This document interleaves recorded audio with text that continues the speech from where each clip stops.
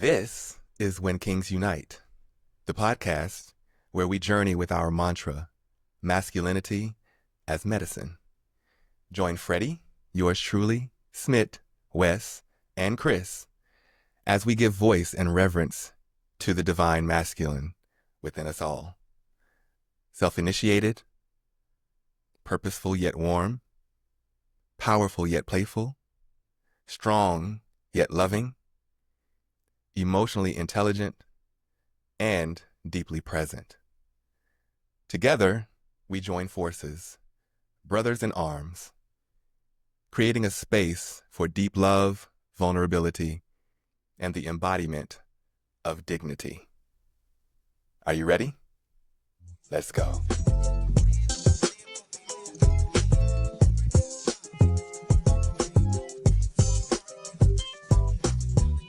All right, we're back. Here we are. Here we are. Whoa, whoa, whoa. I am really excited about this episode. Our topic today is one that's very near and dear to my heart. And just to get us kicked off with a little bit of background. So 2 years ago, I started cultivating a humanity model called DAISY, spelled DAISI. And it stemmed from my work in DEI and working with DEI professionals, but it takes it much deeper than DEI. And the first pillar of this DAISY model is dignity. And that's our topic for today, is male dignity.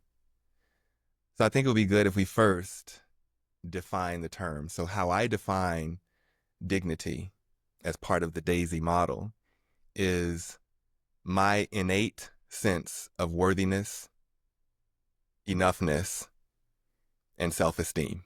My innate sense of worthiness, enoughness, and self-esteem.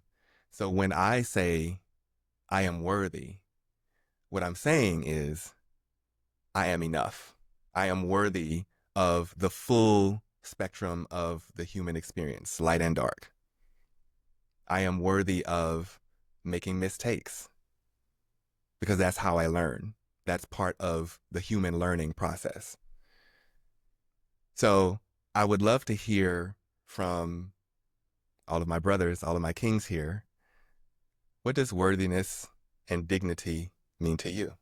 Yeah, thanks for opening up that space, man. For me, it really means self-respect. Like the things that are coming up for me right now is speaking the truth without belittling somebody and offering compassion, but also honoring myself. And also something else that's coming true in my life right now is honoring boundaries without shaming or attacking anybody else that may be in my space as well too. But at like the core of it, it's like true self-respect for not just other people, but also myself. Love that. Yeah, I think, you talk about dignity, you talk about worthiness, right there in the word worthy is worth, right? Is value, is the meaning, what it is that we bring into the space, into the world, how we can support or better the people around us, right? The value that we can add. And I think that it's oftentimes misconstrued because we think that that comes from outside of us, right? We think that someone tells us, "Oh, you're worth something. You added this value here. You know." But when worthiness and dignity is something that we generate from inside, and it's something that we're frankly born with, and then we forget that we have it. Exactly. And that's a great segue into this amazing distinction that I came to when I really started diving more deeply into this work around worthiness. And it's the distinction between worthiness and deservedness. Because often we collapse the two and sort of use them interchangeably. But, one of the key words in my definition of dignity is innate. And you just spoke into it, Chris. You know, it is innate. It's our birthright. I was born worthy. So if I was born worthy, there's no working for it. There's no earning it. There's no proving it to anyone. It's already mine. My worthiness is already mine. My internal value is already mine. But over time, I forget. We forget, you know, our own worthiness. We forget who we really are. And so I think it's important to make that distinction between worthiness and deservedness. And how I sort of interpret it is that worthiness, because it is innate, it's an embodiment, whereas deservedness is more of a performance. How does that land for y'all? Yeah, can you talk a little bit more about the distinction between those two? I'm curious how you hold those. The Yeah, embodiment versus performance. yeah, yeah. I believe worthiness is a way of being. I move through the world with that innate sense of worthiness. And that sense of worthiness is what we call dignity. Um, and I think some of the other letters in the DAISY model speak to it. You know, like the full acronym of DAISY stands for dignity, agency, integrity, stewardship, and intimacy. And all of those words sort of root back to and are grounded in the dignity piece. It's grounded in the sense of worthiness. When my sense of worthiness is at a high frequency, then my sense of agency, my sense of sovereignty, my sense of choice and say so in my own life is that much higher. My sense of integrity, my sense of wholeness, embracing the light and the dark of me is at a higher frequency. You know, my sense of stewardship, my sense of oneness with all of humanity is at a higher frequency. My intimacy, my ability to, and my sense of visibility, and my ability to make myself more vulnerable and to be more vulnerable and in connection with myself and others is at a higher frequency when I move with a higher sense of worthiness. It's all interconnected. It's directly proportionate with my sense of worthiness. Yeah. So this is a really beautiful topic. And I remember the first time that I really discovered it was about like a year and maybe like 2-ish months ago. And it was actually off a conversation that you and I had where you threw out the word worthy. And I was like, oh, what the fuck's the difference? Like, it all feels the same to me. And as I was like exploring it more, I think the thing that I was experiencing is the thing that most people experience at that point was they end up conflating the two. It almost feels like, or I remember being in that moment and being like, oh, I need to chase being deserving of something to try to actually feel worthy. I need to like do all these things so I could feel worthy of it. And it felt like, as you said, like performative. Like there's a lot of doing in it. And it has everything to do with what I've achieved or what I've proven to people. But I think that yes, being deserving of something can be a valuable concept, and we can still take a look at it, and we can see how we can actually like create the things that we want to with the people in our lives. But it doesn't mean that I'm not worthy of something. Just because someone else isn't giving me something doesn't mean that I'm not worthy of it. And honestly speaking, it was super confusing when I first learned at it, or learned the concepts around it. And now that I'm taking a look at it and it's becoming more part of my practice, it's so much more powerful. Yeah. Yeah, to me, deservingness is transactional. It's like, hey, I did this thing, so I deserve this kind of reward. And as you've said, Smit, like it's a tough place to be kind of searching for that sense of worthiness through being deserving. Like, hey, I'm doing all these things, so at one point, then I can be worthy. And it's just a losing game. It's you know, you'll never really get to that destination. And so I really like how you framed it as Freddy, as like a way of being. It's not something I need to get or achieve. It's something I can just be and know. Yeah, exactly. And I think, this reminds me of this sentiment shared numerous times by Brene Brown when she says, it's something along the lines of, don't move through the world looking for evidence that you are unworthy or insufficient or that you don't belong or that you are not enough, because you will always find it, right? And so when we move through the world, seeking approval, seeking something externally, something outside of ourselves that we could source for ourselves, then like we're always going to be in that perpetual state of needing to prove that I am deserving of something. Like it's never ending. And at what point is it ever enough? And that's the rub. It's never enough. So we're always feeling unworthy. We're always like, there's never a point where it's like, oh, I'm worthy now. As long as we tie it to the deservedness.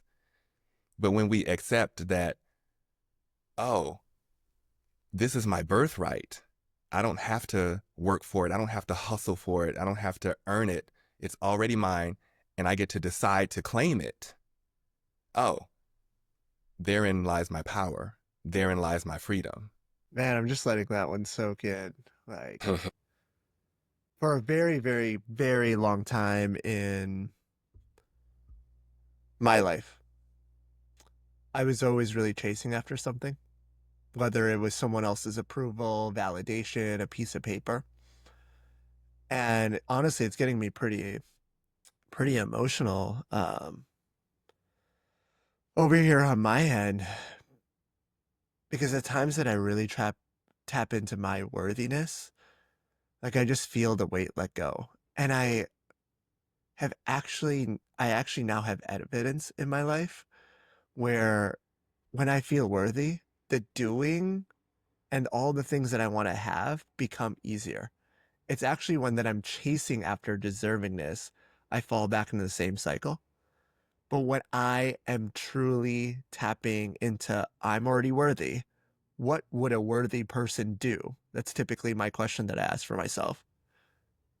The doing is already way more locked in. I get more results. I get more aligned action. My relationships are better. It's so much more powerful for me. And I'm just remembering like all the hurt that has had happened because I believe that deservingness was all that it was. Like I had to always feel deserving in order to feel joy and happiness. Mm. Yeah. Thank you for sharing that, Smit. And I can't help but see how empowering that is, right? You don't have to wait for someone else to grant you the approval or the deservingness, or you don't have to reach that high bar, which, Freddie, as you said, it's like the bar keeps moving. Like we're never going to get there. But you just get to decide, yeah, you know what? I'm worthy of this. And you can step into it and own it and really claim that way of being. And what a difference that makes in the energetics of how you show up, as you said, to everything that you do and your relationships and the things you're trying to generate for your life. Yeah, super, super powerful. And it all comes back to another one of your Daisy words, agency, right? Making that choice to step in and just claim that dignity and claim that worthiness. Yeah, really sitting with Smith's share about the weight of having to prove that I'm worthy. And I had this experience recently where, so I help lead this life coaching program, and I've been doing it once a month for the past 2 years. And I realized my friends it's such a huge part of my life, and my friends like haven't, they just have no idea what I'm doing once a month, and I wanted to invite them into that so they could see, yeah, just be a part of this world for me. Um, and I invited them to the graduation weekend of this program that I'm leading, like not um, that I was facilitating for these participants who were graduating.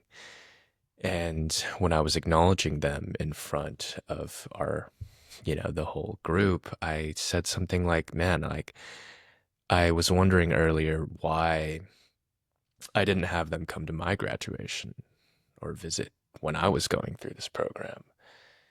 And the truth is, I just didn't feel like I was worth it, or I thought that it was too big of an ask to get them to fly somewhere to show up for me, when in reality, they've always been willing to do that. They've always been willing to show up for me, and I just couldn't let it in.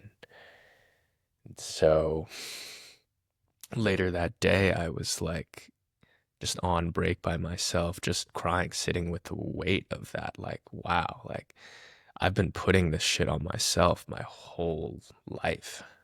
Um, when all I had to do was let the love in and just embody my own inherent worthiness. Still practicing shedding that kind of default fear process, and yeah, just believing I'm worthy as I am. Yeah, beautiful, Wes. Thank you for sharing that. And that share and that story brings up a very interesting piece of this conversation around how our own stories, our own narratives, our own beliefs, like we diminish our own sense of worthiness and then project it onto other people and make it about other people needing to, in some way, affirm us or give us some form of approval or validation, and that is directly tied to our sense of worthiness. Yet, in that moment, you recognized, oh wow, I'm doing this to myself. This isn't about anybody else. I'm doing this to myself. And so my question now is like, how does our dignity get diminished over time? Like when we're born, when we come out of the womb as little babies, little cute little babies, we're already worthy. We're born worthy. There's absolutely no reason why, as an innocent little baby, why we would not be worthy. But at what points in our lives does our dignity and our sense of worthiness get diminished? I love that. I love that metaphor, that analogy, that example of that truth of when we come out of the womb. If you ever spent any time with a newborn or with a toddler, they have no question about their dignity or about their worth. Okay. Like they will take up as much space as they want unapologetically because they own their shit. They're like, I'm going to eat this now. I'm going to play with this now. And if anything's in my way, I'm going to throw a fit. Like I am literally going to have a meltdown. Because they're completely unaware of any limitations on their worthiness. And not to say that we should all go around the world acting like infants or toddlers and throwing fits anytime we don't get anything we want. It's not what I'm saying. But having that sort of mindset and that sort of understanding of our own worth, separate from entitlement, right? But understanding our worthiness, how do we lose it? That's a great question. Is it biological? Is it conditioned? I think it might be a combination of all of it, right? As we go through emotional and physical and mental maturation from the time that we're born until we become actual adults, well after our teenage years, because if you know any teenagers, none of them are actually close to being adults.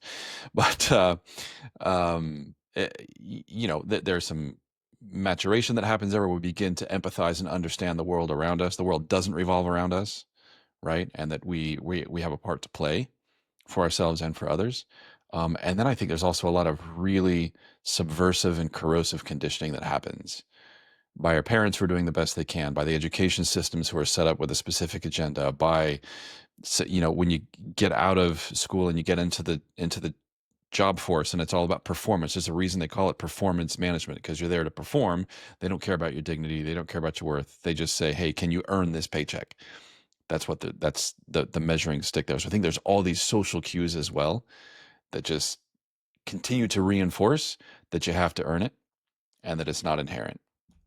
Where exactly that happens, I don't know. But I think there's so much power in realizing and grasping and stepping into embodying, right, this innate worthiness that we do have. Yeah, I think the world revolves around me. I don't know what you're talking about. I'm just kidding. 100% Smit. Yeah. Yeah, it's I'm with you. all around me. No one else is there. Yeah, for me, man, like I think there's a lot. Like I agree with Chris. There's so much like how our society has been created that sometimes ends up dimming our light. And to no degree am I saying that any of those things are bad. Like there's value in all of it. And if I'm looking at like the root cause of those things, I think it's like what we make those things mean when someone gets upset at us, when someone has a reaction, when someone wants something. Like I know for me, I create stories. Like I am a human. I create stories. That is what I do in order to feel safe and like I want to have belonging and worthiness and also my curiosity. That's part of the equation. And I think what happens because it's natural for a lot of us not to go through the feelings of feeling like we're messing up or that we haven't gotten the thing that we wanted to or whatever else that we can conjure up, that we start to create stories about who we are. And I think that kind of goes back to like the worthiness thing is like, no, that doesn't need to change, but I do it. I do it myself. And even right now in this moment, one of the things that I kind of came up against that I actually had to breathe out was that I can be in process and still lead and say something about a topic and not have it mean anything else. Like I'm in process, and that's actually the thing that it makes me trustworthy. It makes me worthy of it. And the story's still there in the back of my head of like, oh, but then you're not going to be good enough. No one's going to want to listen to you until you're perfect, or you're going to mess up and they're going to hate you, whatever those stories are. Like, I think those are the things that hurt us. And when I don't actually take a look at those stories and love them and honor them and tell them sometimes, like, hey, that's not totally true, they end up running the show for me in the background. And I think that's what happens for us in society. Yeah, to me, I think it kind of comes down to deservedness and conditional love. As for how the conditioning happens, like for me growing up, I was praised a lot for being smart. Um, and especially being Chinese, growing up in a capitalist society, it's like that's the fucking thing. It's like you got to be smart and you got to be obedient. Um, and so over time, I'm like, oh, my parents seem to love me more when I'm like getting 100% on every fucking test or whatever. Dude, it got so bad that when I was like 6, if I got like one question wrong, like a 99, 95%, whatever on a test, I would like rip it up and cry because my self-worth was so fucking tied to being this perfect, smart kid. And then you enter, what is it? It's school, the workforce, as you mentioned, Chris. It's all deservedness. It's transactional. It's like if I do or achieve this thing, then I deserve this reward. And like that just gets drilled in subconsciously. And it becomes a huge thing to unlearn.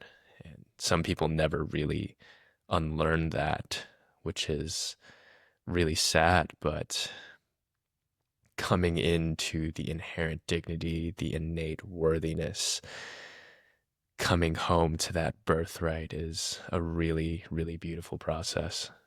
And I love so much what we talked about in our conversation so far has been, about the human condition, regardless of whether you identify as male or female, masculine or feminine.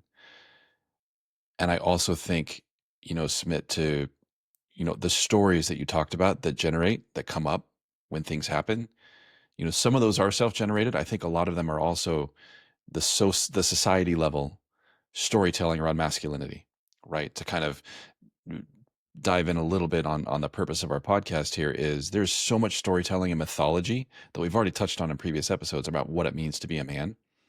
And so much of it has to do with his worthiness, right? Am I enough of a man? Am I showing up as a man? Am I doing the things? Am I earning the respect and the worthiness? Am I deserving of what I get because of how I show up as a man in the space?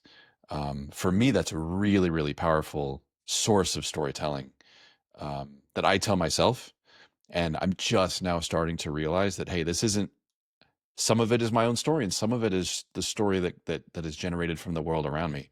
And I get to realize that, I get to distinguish that, identify it, and then choose whether or not I'm going to carry it. Yeah, I really, really love that, Chris. And one of the phrases that I've borrowed from John Wineland is that he oftentimes says simple but not easy. So I'm like really trying to practice that everywhere in my life. And I was taking a look as I was journaling the other day around, all right, if I had to like distill down masculinity, like what is it for me? And what I realize is that it's just being authentically me and leading from that place. That's what I believe masculinity is for me right now and how I want to show up in the world. And like, what's more powerful than leading from 100% me? Like, that for me is the true masculine presence. And we all get to like discover what that means for us. Like, that part gets me so freaking excited, is that everybody else gets to create their own version of what that means and how we choose to show up and lead. Yeah, you don't have to fit in a box. Like, who created that box anyways, right? We all get to kind of decide for ourselves how we're authentically going to show up as men. Love that. Thank you. Yeah, yeah. Thank you, Chris, both Chris and Smit, for bringing the masculinity piece into the dignity conversation. Really, really, really profound. And it reminds me of something that Wes and I talked about just a couple of days ago. I can't remember who it was that I heard say this, but they said, as males, we are not taught how to be men. We're taught how to not be girls. 100%. Yep. I love that. I feel that one. Yeah. And so I would love for us to take a moment and just reflect on, like, how does that impact our dignity and our sense of worthiness as men and our sense of enoughness as men? Yeah, I can speak to this one first. So your question actually arose another question, so I'm going to answer my question. Uh, and the thing that I'm like super aware of is like, this idea, this concept that we're talking around, like masculinity, is for everybody. Like literally everybody has masculine and feminine qualities. It's just like what we choose to do with it. And I'm thinking about it through like the lens of like, well, if everybody is worthy, then how would we show up? And I think if everybody realized that if they were worthy, they would just show up as themselves, like the authenticity piece. And I also believe that we would show up with more ease. And when we show up with more ease and more authenticity, like anything is possible. That already ties into the self-respect. Like it's already just there when we take a look at worthiness. And that's true for everybody. So Yeah. yeah. Yeah. That's thanks for letting me answer my own question. Yeah. And I think not only would we show up with more ease and more authenticity, we would show up with more love. Love would be, I mean, love is already all there is, but because there are so many, to Wes's point, there's, it's so transactional, and there's so many conditions tied to what we call love. Yeah. I think y'all get where I'm going with that. Yeah, man, totally. Totally. Yeah. Yeah. And it's also integrity, right? It's that wholeness, it's the completeness. There's no more powerful way to step forward in integrity than to actually claim your own dignity and your own worth, right? If we're born with it and we have it, but we continually deny it or we choose not to pick it up, how can we show up in integrity if we don't bring all of ourselves, including our full dignity and our full worth, into the conversation? I love how it's all connected and so empowering. Yeah, I was thinking of that exact quote, Freddie, of that you mentioned of boys are not taught to be men, they're taught how to be not like girls. And yeah, it's such an imprisoning box of like, these are the things you get to be. All this other shit that's girly, that's feminine, don't do that. And male dignity ends up becoming like this very like this kind of muted bucket of things of like, we get to be angry, we get to be stern, we get to be dominant, um, all the other emotions, whatever. Like, no, you don't get that. That's not male dignity. And I feel like a huge part of our mission here is expanding what it means to have male dignity beyond the 2 or 3 things we get on the preloaded list. Yeah, man. That, like, when you were speaking about that, I just got like a huge smile on my face. It's like, I am way more than just, those first few things that you said. Like, there's so much more to me than that. And what is for me more powerful than just like showing up, right? Like, that's the thing. And I am more than just those things. Like, I need to be more.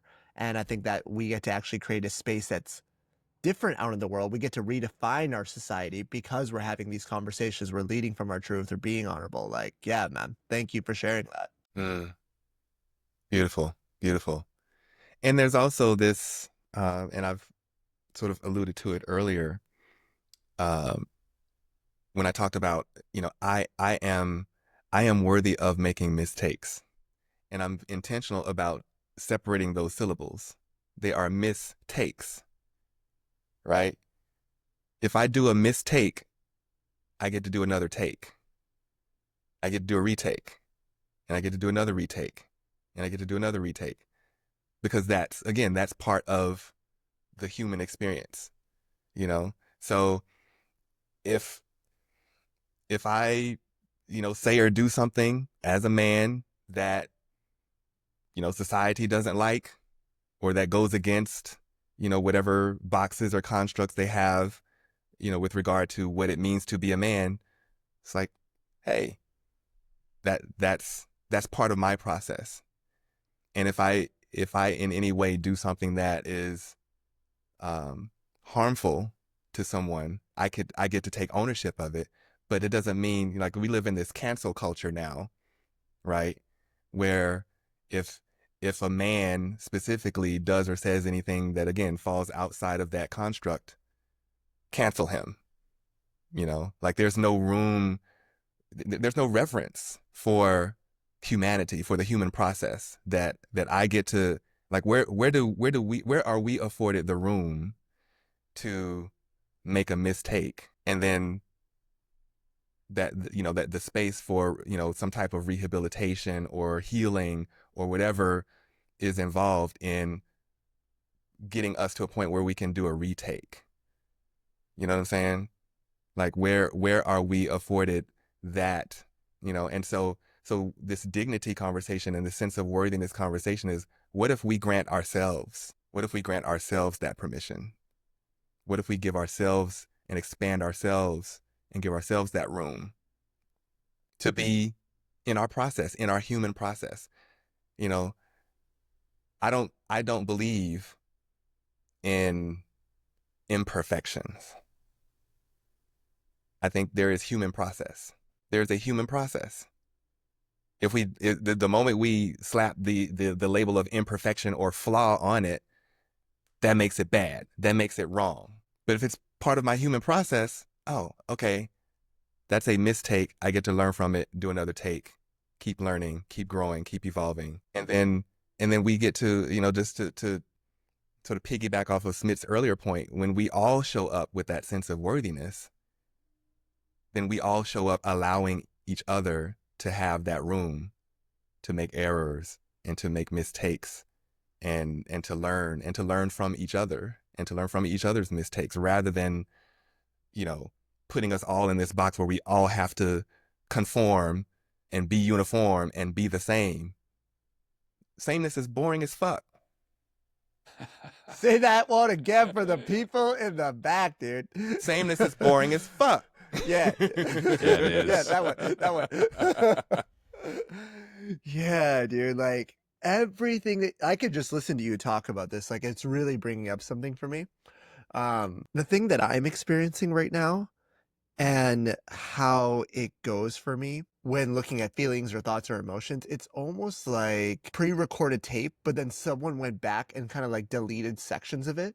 Like, the impact of how society sometimes works, that of like, hey, I can't like be messy sometimes. I can't make mistakes. I can't show up like this, right? Like, all of that has me feel like I don't belong, has me feel like I'm not capable.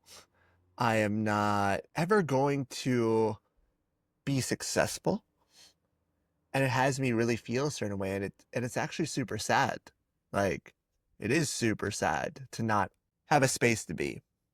And I think this really connects to a conversation that I was having with Chris over like a voice note text. I was going to say iMessage, but he doesn't have an iPhone and everybody else here does. Android baby. Yeah, whatever. But one of the things that I just recently experienced is I was in a group of people and an experience I'm about to partake in. And I was just feeling super unsafe. Like, I had to really show up in the same way that everybody else was showing up. I am kind of like an outlier in the group in terms of like my age and my race and my identity and all this other stuff. And I realized that in that moment, I was kind of doing the thing that I talked about before. Like, I was creating a bunch of stories about how this space wasn't going to hold me. And what I got to take a look at and claim responsibility of in that moment is like, I get to create the safety. I get to create my space. I get to choose that. And yeah, I think it's super shitty that like most of our culture, like, from a large point of view, at least from my experience, is cancel culture. And I would also like to also empower me, the viewers, all of us, to recognize like we also have the power to change that. Like, we actually get to create that. And I get to be sad that our culture is like that, like by a large sum. I've experienced that and I get to do something different about it. Yeah, you get to be something different about it. Yeah, man. Yeah. Beautiful. Beautiful conversation, man. I actually think now would be a great time for us to talk about how men can begin to challenge these stories, these narratives, these beliefs around unworthiness, insufficiency, not enoughness. If you have any thoughts on that, just now, I'd love to get your shares, and I want to play a game. So, Love a game. yeah. Dude, I'm pumped. I don't know what this game is, but I like playing games. Hell yeah. I'm here for it. So what do y'all want to do? Y'all want to play the game first and then talk about ways to challenge these, or you want to? I made a mistake before one time in my life. Wes needs to decide. I noticed that if Wes is not, I think Wes just needs to decide for us. That's all I'll say about that. Sure. Yeah, I'll take the game. Let's do the game. Let's play the game. So So I need one volunteer participant who would like Sure, to yeah. play. Let's do it. US? Okay. Awesome. All right. So this game is called the Dignity Autopsy. And spoiler alert, I'm going to give you a cheat code at the end. Okay? And this cheat code will be for everyone listening and viewing. All right. So, Wes, what area in your life do you feel not enough?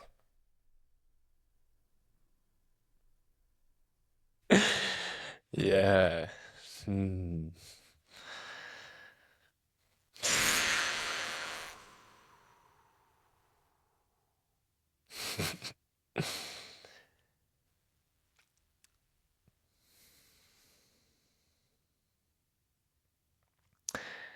Man, it's hard to answer with a specific area, um, because we've had conversations about this. It's almost like the not enoughness has been this kind of fuel for me of like, if I believe that I'm not enough, like, then I can go out and like fix myself essentially. Like, that'll be my motivation, to actually go out and achieve things and improve myself so that I can be enough.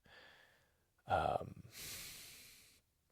it's fucking exhausting. But yeah, it's almost like this kind of fear of like, if I really believe that I am worthy, that I am enough, like, will I have any motivation to do anything? And there are times I believe in my enoughness, my worthiness, uh, more than others.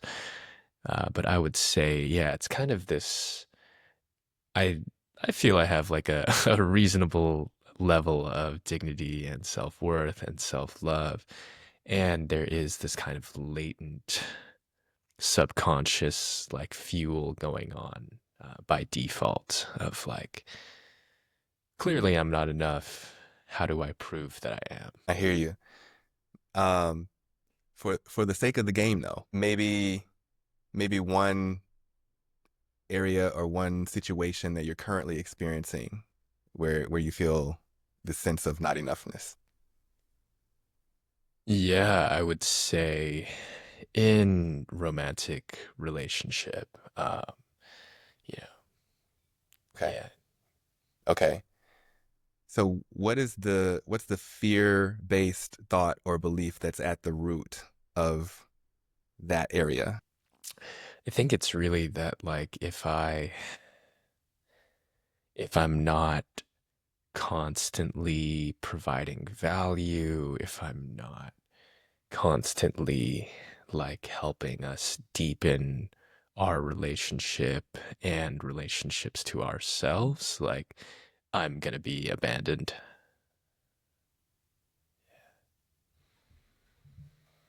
So if I synthesize that down, the narrative is and the belief is if I'm not providing, I'm going to be abandoned.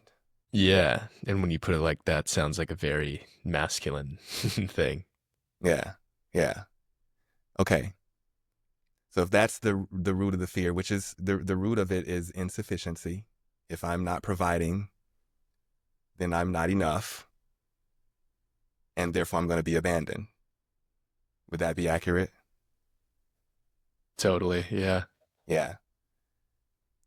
Is that thought loving? Sorry, can you say it again? Is that thought loving? Is that belief loving? Absolutely not, no. Is it intelligent? No, it's pretty dumb. Is it true? There's your cheat code. Is it loving? Is it intelligent? Is it true? What does that acronym spell? It's lit. If the belief ain't lit, then either reframe it, replace it, or relinquish it. Yeah. Yeah, it's powerful. I mean, I think I'm left with the question of like, what do I replace it with? And it feels like a place of self-love, of knowing that my highest self will always love all of me. My guides, my ancestors, the universe always loves all of me. And that it's unconditional, that can't be taken away from me. Even if people don't actually like me, like that's a them problem because I do. That part. And you know what makes that reframe loving, intelligent, and true is because it's based on real and accurate data, not made up shit, not the stories, not the fictitious stories and narratives we make up that the ego is making up.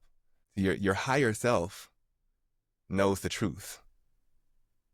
Your higher self always knows that you are worthy. It's the ego self that comes in with all these fear-based, fictitious stories and narratives to try to convince the higher self that it's not enough. Yeah. Yeah, it's really easy for the ego to be looking for that evidence of like, oh, like all the ways I'm not worthy or all the ways I need to prove my worthiness. And yeah, it's much more loving, intelligent, true to just be with the love that's already there. Beautiful. Thank you for playing, Wes. Yeah. Thanks for hosting. My pleasure. Wes, you get 100% on playing the game. Well done. Nice. Yeah, I've earned a little bit more love for the day. Beautiful. So, us having played that game, what are your thoughts on how we as men can encourage each other and ourselves to challenge and release these narratives of insufficiency and unworthiness? I'm really left with how like love is always the answer right now. It was really beautiful. Wes and Freddy. Thank you guys for being the example for all of it.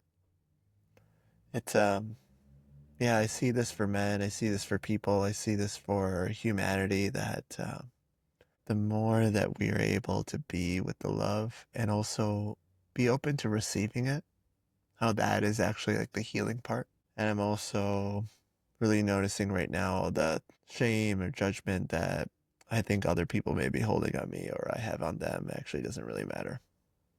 Like we're all just on our own journeys and we're all just doing the best we can. And we get to keep being adventurous. And that part for me feels super lit. Yes, yes. Oh yeah. Yeah. I kind of my takeaway from, and again, thank you both, Wes and Freddie, for kind of modeling that. Such a powerful game to play, such a cool exercise. The power of slowing down, right? The power of really taking a beat to stop and to get intentional and to look at what's going on. I can't help but notice that when the question was first asked, Wes just kind of said, "Oh, all the things."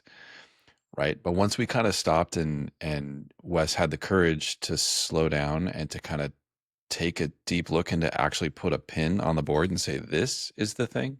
And then to really sit with it and be with it. I think that's a practice that, especially as men, so much of the conditioning and the storytelling is around being in action, constantly being kinetic and in motion. And so I think kind of breaking that narrative and taking the time to slow down and to be with ourselves and to really question to see whether something is lit or not is a big part of the practice of just slowing down, taking a beat, breathing, noticing, and then having the courage just to be true about what it is. Like, yeah, this is what's so in my space. This is what's actually happening. And then I can choose whether I want to reframe it or replace it or relinquish it or not. Like you can choose what you want to do from there, but it puts you in that place of agency and power. It's a really, really cool exercise. Thank you. Yeah. Thank you, Chris. And you bring up a really, really important point in how we can begin, sort of turning this tide. It's awareness. It begins with awareness. We are oftentimes as men, we're taught to, you got to go, go, go, go, go, go, go. 100 miles an hour, 200 miles an hour, nonstop, full throttle.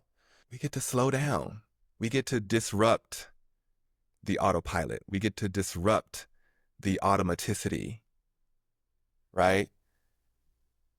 And get our bearings. You think of like a NASCAR driver. If a NASCAR driver is, going 200 miles an hour on the straightaway, and he tries to continue going 200 on the curve, what's going to happen? He's going to You're going to blow the fuck up. exactly. Or blow somebody else the fuck up. Yeah. So yeah, we get to slow down. We get to pause and check in with ourselves. Notice what is happening, what is occurring with our own bodies. Like as men, we're sort of conditioned to, in many ways, betray our own bodies. We're taught to repress, oppress ourselves, which more often than not leads to depression. Yeah. And what's coming up for me right now is the need for support. Like, it doesn't have to be a solitary endeavor. Just in what was just modeled in playing this game, Freddy, you held such powerful space and asked the questions and synthesized the responses. You were such a perfect mirror and sounding board for Wes as he was working through that process of inquiry. We don't have to do it alone, right? Men, find someone. It's a coach, it's a men's group, it's a friend who will hold space, but find someone to be with that can hold that space and kind of work through the process with you in a loving way. We don't have to do it alone. In fact, will be far less successful if we try to do it alone, as is prototypically conditioned as men to do everything alone, right? But if we can break free from that and really find someone to lean into and to lean on through this process of slowing down, man, what a powerful support that can be. Yeah. Beautiful. Well, gentlemen, we are coming up on our time. Any final thoughts? I'm just really grateful for the conversation around worthiness versus deservedness. It's something that I've struggled with for a long time, and I'm just at the ripe old age of 47 years old, starting to get to the point where I see the distinction and the difference, and I still feel that tug, that drive or that impulse to try to have to earn or to deserve something, and it's really cathartic for me to hear from you men and to share with you men, and I'm very early in my journey of worthiness at 47 years old. I'm grateful for this space. I'm grateful for the conversation, and I'm really hopeful that this is valuable for so many other men out there, because I know that it's a big part of the mythology of masculinity is worthiness, and this is one of the most powerful conversations we can have. Thank you, Freddie, for bringing it in. My pleasure. Love y'all. This is beautiful. That's all I gotta say. Love you too, y'all. brother. Love y'all. All right.